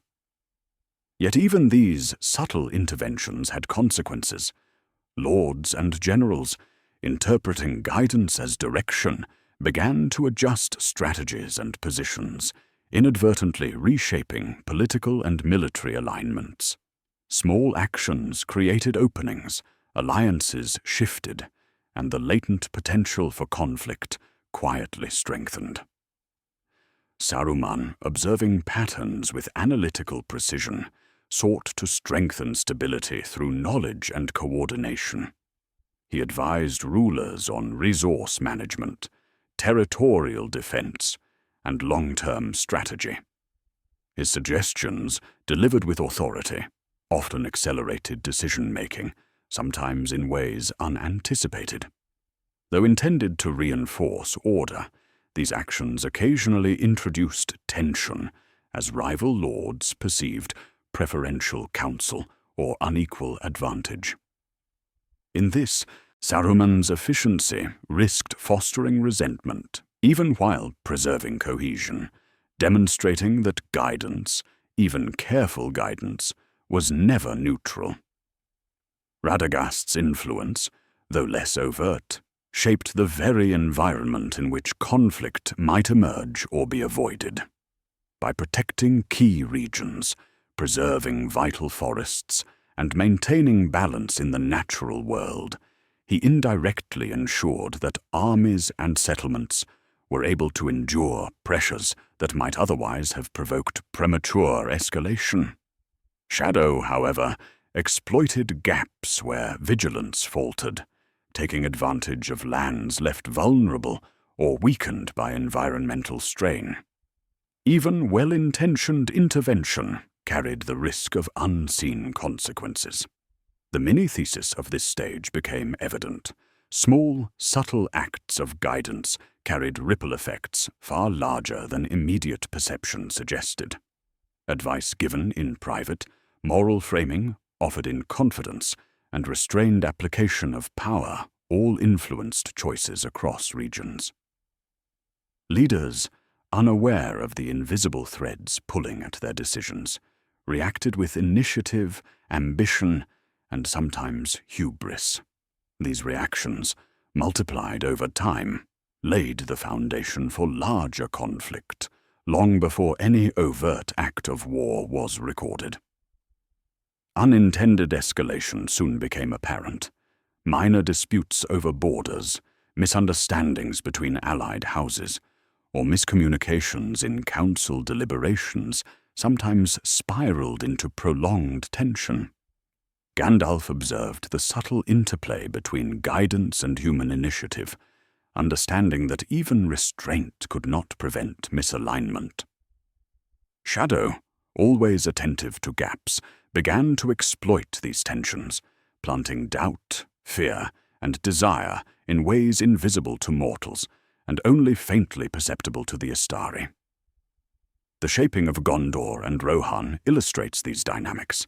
Gandalf's counsel emphasized resilience, moral clarity, and prudence in leadership. Saruman's advice stressed strategic alignment, efficient coordination, and control over resources. The interplay of these influences created the contours of future military and political strategy, even as mortal leaders interpreted guidance through the lens of personal ambition and regional interest. Radagast's attentiveness ensured that natural resources, supply lines, and ecological stability supported or sometimes constrained these developments. The seeds of alliances, rivalries, and eventual conflicts were sown quietly, in ways that would only become evident generations later. Moral wear accompanied these subtle interventions. The Istari bore the burden of responsibility for outcomes they could not fully control. Gandalf felt the strain of decisions delayed or misunderstood, weighing the impact of restraint against the pressure to act decisively. Saruman measured success against efficiency, occasionally discounting ethical nuance in favor of apparent order. Radagast's attentiveness to natural flows carried its own fatigue, as the cumulative weight of invisible correction taxed his perception and vigilance. Even without direct confrontation, guiding the unfolding of history exacted a toll upon their spirit. Sauron's shadow, though distant, began to react to these shifts. Subtle influence over mortal thought and ambition allowed his agents to exploit minor errors, misunderstandings, and lapses in alignment. The Istari's interventions were never purely defensive. Their success relied on anticipating not only mortal choice, but also the countercurrents of malevolence. Each act of guidance was an intricate negotiation between the principles of restraint, the ambitions of mortals, and the unseen pressures of the shadow. Hints of a wise counselor became increasingly significant. Leaders who recognized and respected subtle guidance often fared better, their decisions tempered by insight, patience, and moral clarity. Those who ignored or misinterpreted advice risked falling into patterns of short-term gain that courted longer-term disaster. Gandalf's interventions emphasized the cultivation of discernment among rulers, fostering a culture in which wisdom could propagate even beyond the immediate presence of the Istari. By the chapter's close, the quiet rise of tension was unmistakable. Small interventions, compounded by human initiative and Shadow's manipulation, produced a network of latent conflict. Alliances were tested, loyalties strained, and moral choices for both mortals and emissaries grew increasingly complex. Gandalf, Saruman, and Radagast each recognized that restraint and wisdom were necessary, yet insufficient to prevent the shaping forces of history from moving inexorably toward confrontation. The cumulative effects of these early seeds of conflict laid the groundwork for future crises. Decisions made in confidence, whispered counsel, and quiet preservation all influenced the trajectory of war, alliance, and betrayal. The Istari, despite their insight and foresight, were forced to reckon with the limitations of influence, the inevitability of unintended consequence, and the persistence of shadow. Their next trials would test both moral courage and the delicate balance between restraint and direct intervention. The stage was now set for a more overt engagement with the consequences of guidance. The unseen threads sown through counsel and subtle influence would soon manifest as tangible challenges, rivalries, moral dilemmas, and decisions whose impact would echo across kingdoms. The emissaries had laid the groundwork, yet the unfolding narrative required them to confront both mortal and shadowed forces directly, testing the principles and burdens they had carried quietly for decades. There are moments when restraint alone cannot preserve balance, and the Istari discovered that intervention, though contrary to their guiding mandate, was sometimes unavoidable. Such moments demanded precision, careful judgment, and acceptance of consequences that extended far beyond the immediate act. The quiet guidance that had defined decades of influence could not suffice when mortal lives, lands, and the subtle equilibrium of Middle-earth were threatened. Gandalf, Saruman, and Radagast each faced choices that would test both principle and patience, revealing that even the wisest emissaries carried risk in action. Gandalf's interventions were deliberate and measured. He acted decisively when shadow threatened to overwhelm defenses, subtly guiding armies, inspiring courage, or, in rare instances, directly confronting agents of darkness. Each action required careful calculation, revealing too much of his power could unsettle mortals or invite envy. Yet, insufficient presence could allow disaster. The spiritual cost weighed heavily, for exerting power, even to protect, drained reserves of resilience and focus. Each decision carried a moral weight. Choosing one outcome often meant permitting another to suffer, and the cumulative burden was inescapable. Saruman's approach to intervention differed in style, but not in consequence. Where Gandalf moved cautiously, Saruman sought to engineer results through knowledge, leverage, and strategic action.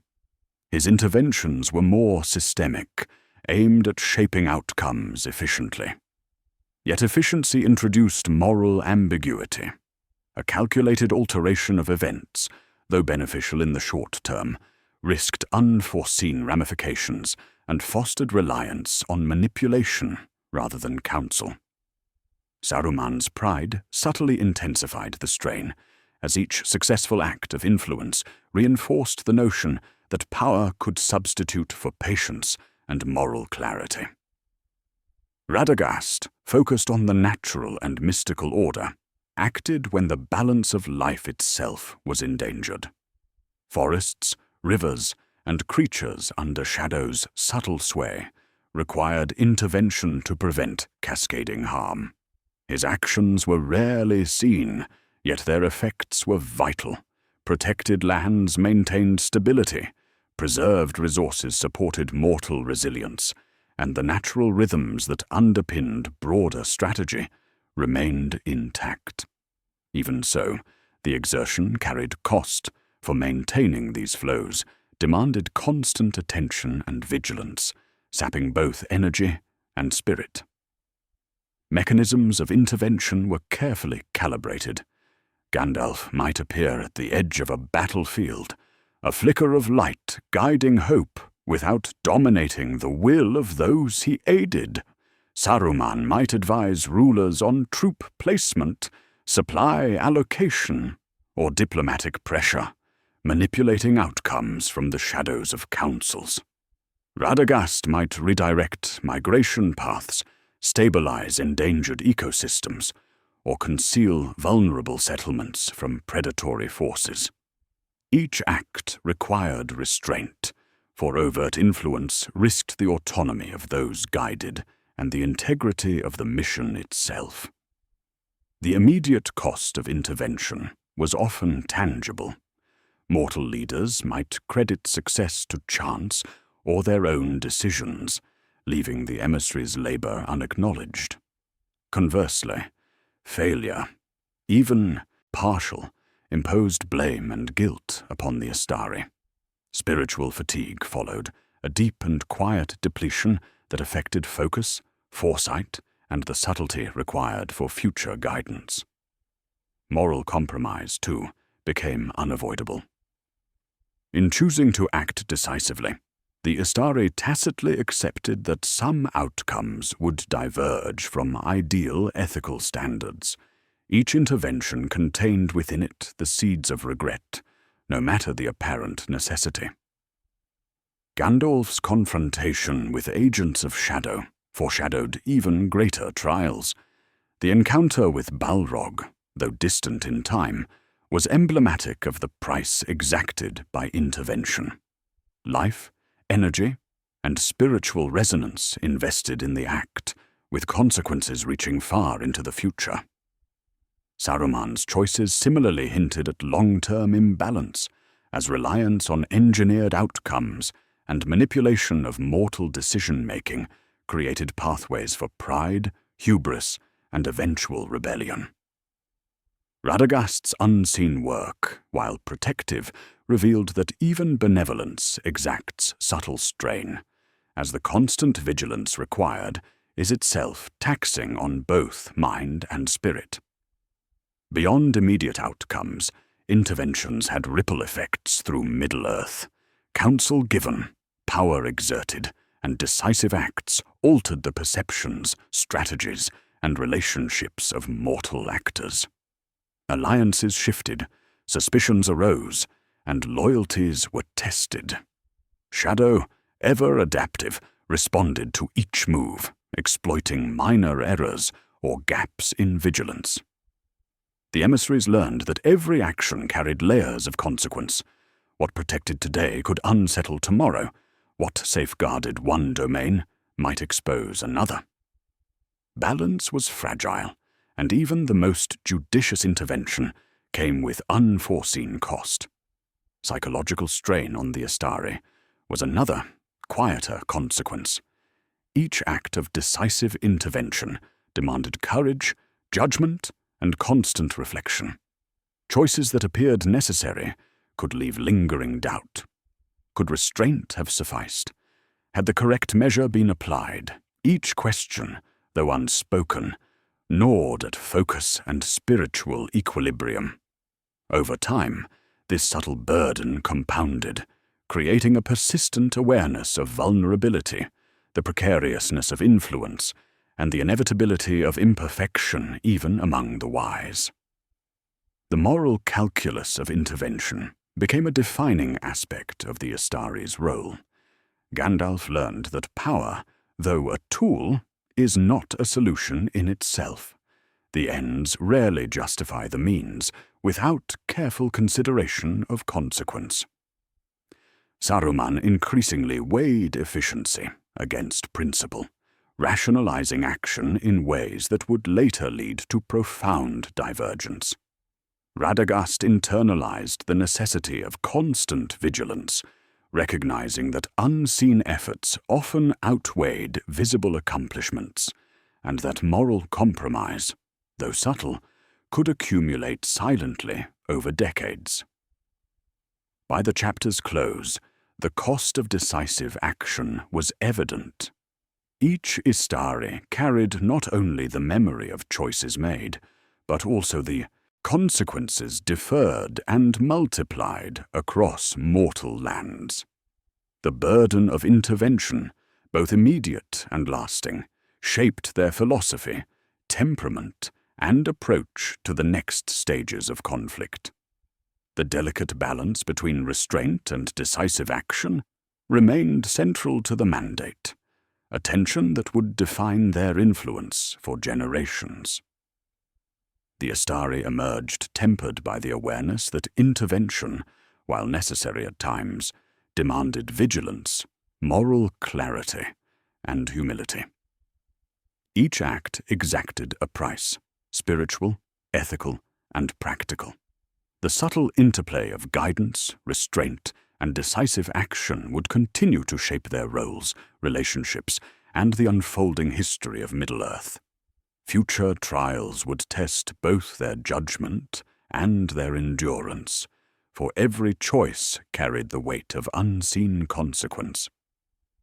After periods of decisive action and subtle intervention, the Istari often withdrew into quiet observation, reflecting upon their influence and the consequences it had wrought. These moments of stillness allowed them to discern patterns otherwise invisible, to reassess strategy, and to weigh the moral and practical costs of past decisions. Gandalf, Saruman, and Radagast each approached reflection differently, yet all recognized that wisdom was accrued not solely through action, but through careful observation and deliberate contemplation. Gandalf's reflection emphasized understanding, mortal choice, and agency. He revisited past interventions, tracing the threads of guidance that had been received, ignored, or misinterpreted. By studying the outcomes, he discerned subtle principles, where patience had preserved integrity, where quiet counsel had prevented escalation, and where restraint had allowed latent risks to unfold. Each insight deepened his understanding of the balance between influence and autonomy, reinforcing his conviction that guidance must nurture the capacity for discernment, not replace it. Saruman's reflection was analytical, focusing on method and efficiency. He catalogued successes and perceived missteps, seeking patterns in the alignment of mortal action with strategic goals. Where Gandalf weighed moral implications, Saruman weighed consequence and leverage. Yet even this analytical reflection revealed tension. Methods that maximized efficiency occasionally conflicted with ethical or spiritual principles. Small compromises, initially rationalized as pragmatic, accumulated subtly over time, shaping both perception and intent. Reflection illuminated the risks inherent in overconfidence, though the lesson remained tempered by his pride and desire for control. Radagast's introspection centered on balance and preservation. He considered not only mortal affairs, but the interplay of life, land, and shadowed influence. His reflections involved observing natural flows, assessing disruptions, and maintaining continuity in the hidden mechanisms of Middle-earth. In doing so, he noted the consequences of both action and inaction. A redirected river might prevent immediate devastation, yet a withheld intervention could allow corruption to persist quietly. The Istari learned that every choice, no matter how subtle, left its imprint on the fabric of the world. The mini-thesis of this chapter became evident. Wisdom arises as much from observation, reflection, and contemplation as from decisive action. Study and patience allowed the Istari to discern patterns, anticipate consequences, and refine their approach without imposing overt control. In reflecting, they developed an awareness of causality beyond the immediate horizon, understanding that events unfolded in layers, shaped by mortal choice, Shadow's influence, and the unseen guidance they provided. Strategic patience became a crucial tool. Gandalf observed when to speak and when to remain silent, recognizing that hasty counsel could misalign actions or provoke unintended outcomes. Saruman considered the timing and magnitude of influence, sometimes holding knowledge in reserve to maximize effect. Radagast assessed the environmental and spiritual context, intervening selectively to maintain equilibrium. Each form of patience carried costs. Moments of hesitation could allow risk to grow. Deferred action could leave problems unresolved, and the burden of responsibility accumulated quietly in isolation. Isolation itself weighed heavily. Reflection demanded distance from mortal affairs, from councils, and often from fellow Istari. Gandalf sometimes wandered far from settled lands, contemplating the broader currents of history, seeking insight in solitude. Saruman, though more engaged with mortal politics, experienced internal separation as he reconciled ethical principle with efficiency. Radagast retreated into hidden groves and remote forests, observing life's subtle interplay, aware that his work often went unseen and unacknowledged. This solitude, though necessary for insight, imposed emotional and spiritual strain. Regret also lingered. Every decision to act, to refrain, or to manipulate outcomes carried consequences that only time could fully reveal. Gandalf weighed moments where restraint might have allowed shadowed influence to spread unchecked. Saruman calculated instances where intervention, though effective, compromised ethical clarity. Radagast noted subtle imbalances left unresolved, small failures in maintaining continuity across natural and mystical systems. Each reflection reinforced the reality that even the wisest emissaries could not foresee every consequence. Breadcrumbs planted in earlier chapters now resurfaced in reflective observation. Symbols of guidance, restraint, and moral choice became clearer in context. Gandalf revisited early lessons in mentorship and patient counsel, tracing how minor interventions shaped mortal resilience and decision-making. Saruman reflected on patterns of efficiency and control, noting where small compromises had created latent risks. Radagast discerned the ongoing influence of shadow upon life and land, recognizing that subtle correction could forestall disaster, yet never fully eliminate the potential for disruption. These reflective periods also highlighted the unresolved threads of the Istari's mission. Shadow persisted, latent crises grew in the distance, and mortal actions continued to unfold unpredictably. The emissaries understood that guidance was an ongoing, iterative process, requiring constant recalibration and moral vigilance. Reflection reinforced humility. Even knowledge, foresight, and power could not substitute for the complex interplay of choice, chance, and consequence inherent to Middle-earth. In contemplating the long-term trajectory, the Istari began to refine their approach.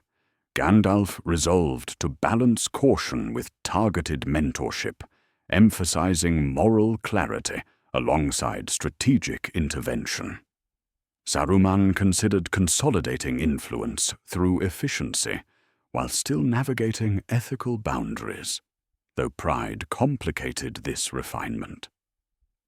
Radagast committed to maintaining ecological and mystical continuity, preserving hidden structures that would support mortal resilience.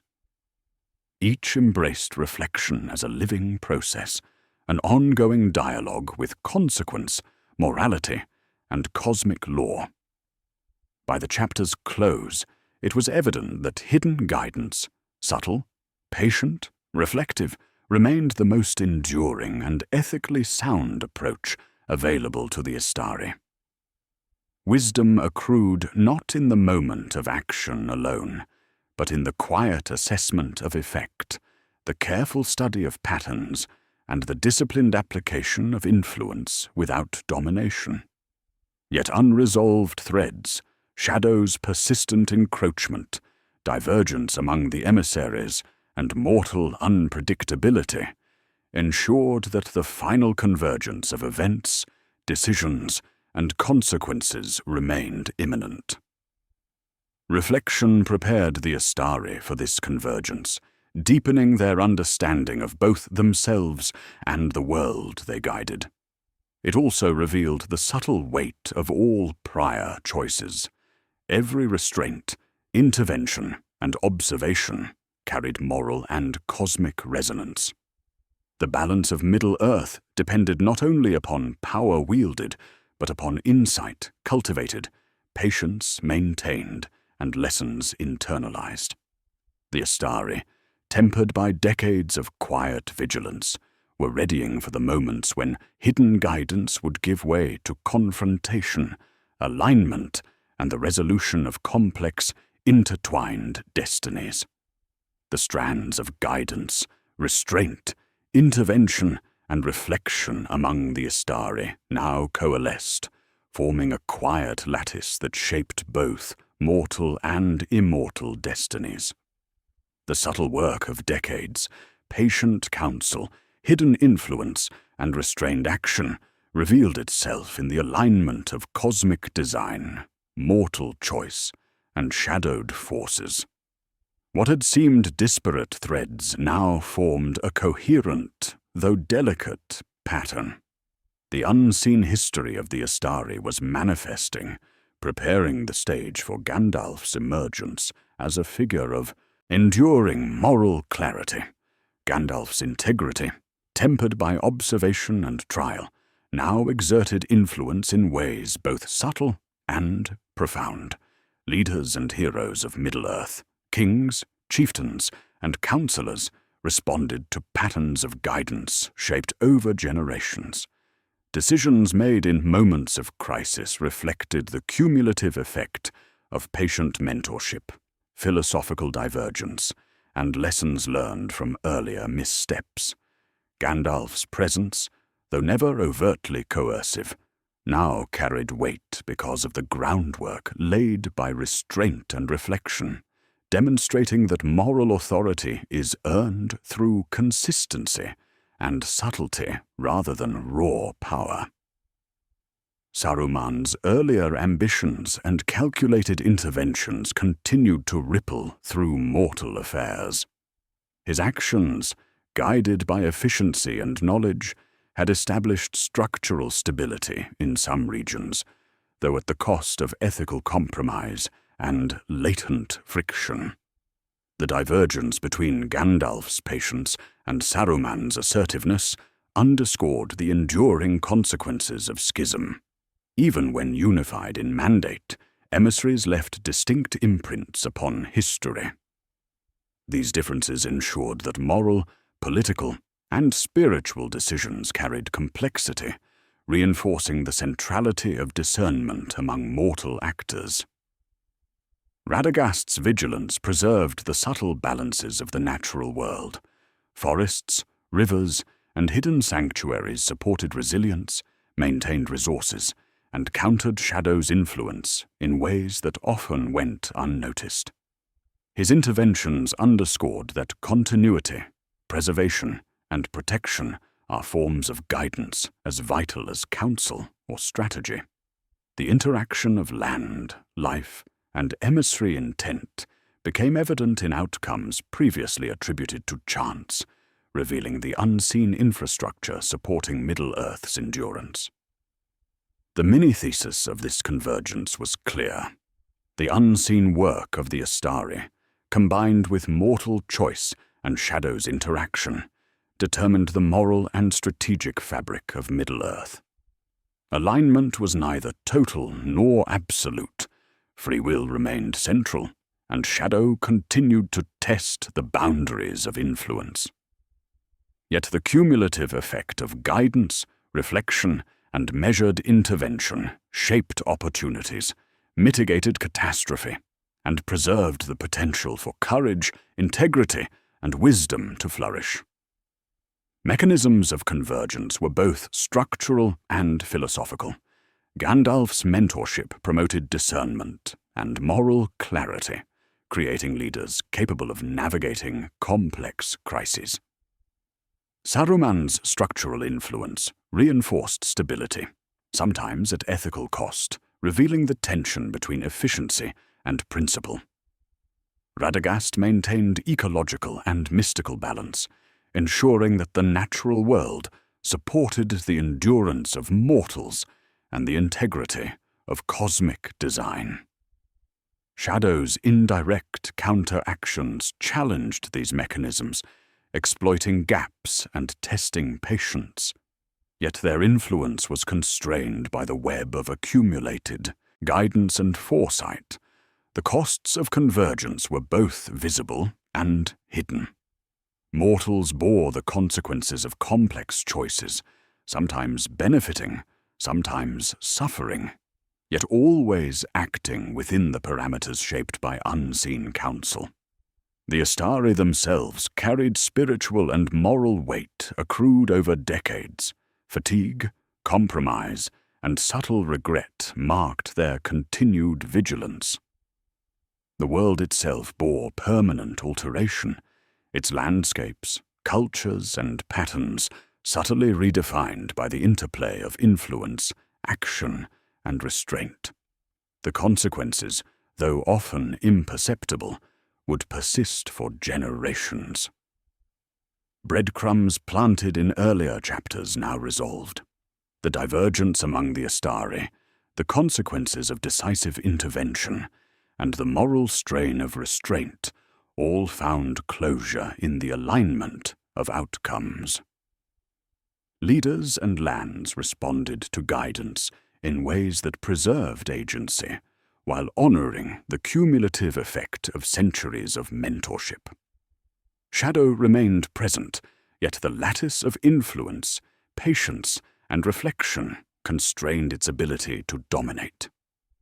Subtle motifs introduced in the timeless halls, choice, responsibility, consequence, resonated fully in the unfolding narrative, confirming that cosmic intent and mortal action were intertwined in a delicate equilibrium.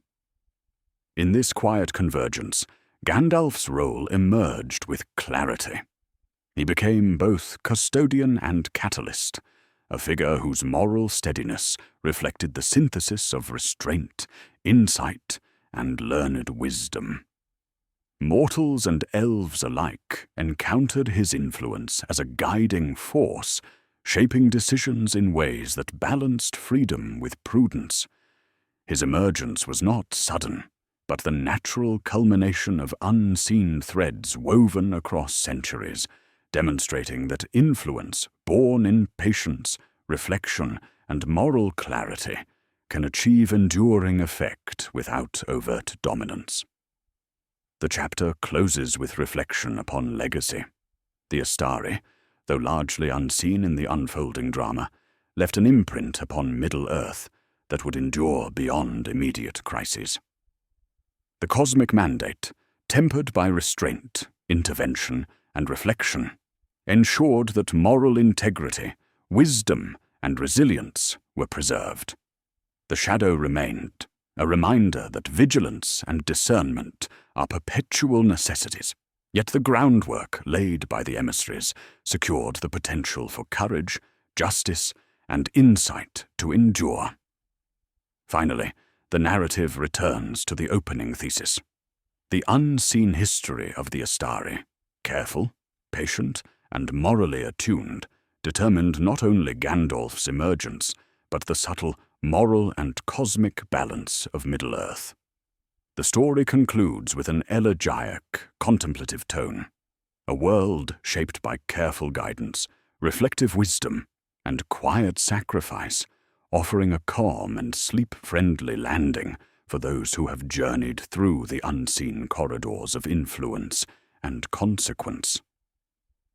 The legacy of the Istari is therefore not measured solely by victories or confrontations, but by the quiet, persistent shaping of history through patience, observation, and subtle intervention.